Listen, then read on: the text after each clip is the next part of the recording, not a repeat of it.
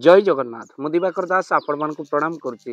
किछि गछ आम बाड़ी बगीचार आगुरी थाए हेले किछि गछ आमको लगेबाकू पड़े कहीं अनेक किछि गछ अच्छी जहाँ आमर अनेक वास्तुदोष हेउ अनेक आम ग्रहरिष्ठ खंडन हेउ अनेक वृक्ष अच्छे आमर परिस्थिति जिते खराब थिले जदि ये वृक्ष को आम बाड़ी बगीचार लगौ आम परिस्थिति को सुधारी दी। तो एमती किसी वृक्षर नाम आज वीडियो रे कहबू जो वीडियो रे आपण शेष पर्यंत देखिले से वृक्ष को जदि आपण लगाती आपण अगणार बाड़ी रे लगाती निश्चिंत आपणकर समृद्धि हेब।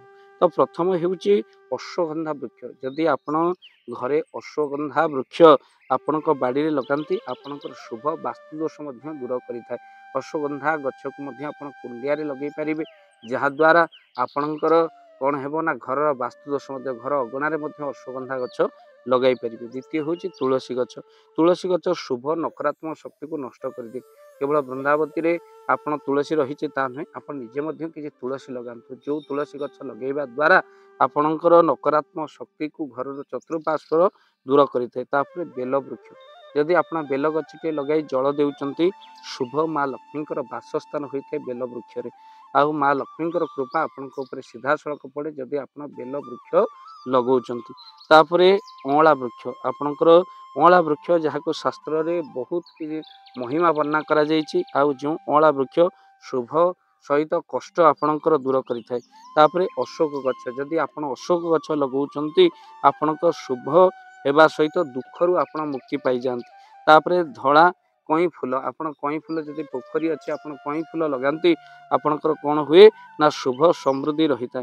तापरे जदि आपण कोटे भल किछि आपण पाउचंती धला मंदार ये मंदार वृक्ष बहुत नकारात्मक शक्ति दूर करें समस्त असुविधार आपन को मुक्ति प्रदान करें। तापरे कदली वृक्ष शुभ घरे धनर वृद्धि होता है। तापरे आपण मनी प्लांट गछ शुभ सुख और समृद्धि वासस्थान होता है। भक्तबंधु ये सब वृक्ष गुड़िक आपंकर बहु उपकार लगे तो निश्चिंत तापरे शेष कहूँ कदली वृक्ष जदि कदली वृक्षटे घर अगणा लगे आपण हलदी पानी देउचंती आपणक पिलांकर भविष्य उज्जवल होता है मनोकामना पूर्ण होता है। पाठ जदि आपण पिला पढ़ुना बृहस्पतिंकर उच्च होता है यह द्वारा बहुत किसी लाभ होता है। निश्चिंत भाव में वीडियो को शेयर करेंगे चैनल रे जदि नुआ चैनल को सब्सक्राइब कर दियंतु वृक्ष जहाँ आमर बहु उपकार आसे। जय जगन्नाथ जय पंचसखा। जय जगन्नाथ।